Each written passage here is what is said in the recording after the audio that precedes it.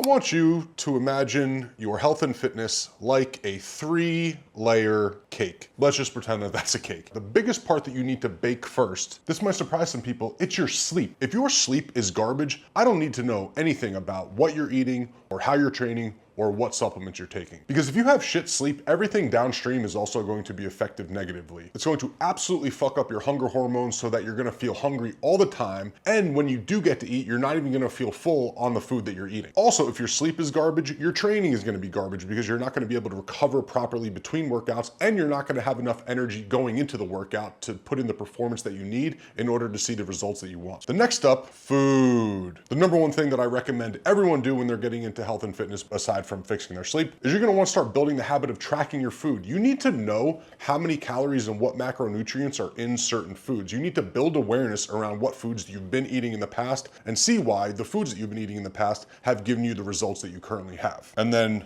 top of the cake is your training. This is gonna be resistance training, cardiovascular activities, just moving around more. Meet yourself where you're at. If you're on the couch doing stone cold zero exercise, then going for a walk around the block 15 minutes a day is gonna constitute training for you. So now, after you have your sleep under control, you're starting to track your food, you're starting to know how many calories and macronutrients are in certain foods, you're training properly, now you can walk into GNC and start wasting your money. Think of supplements like the icing on the cake.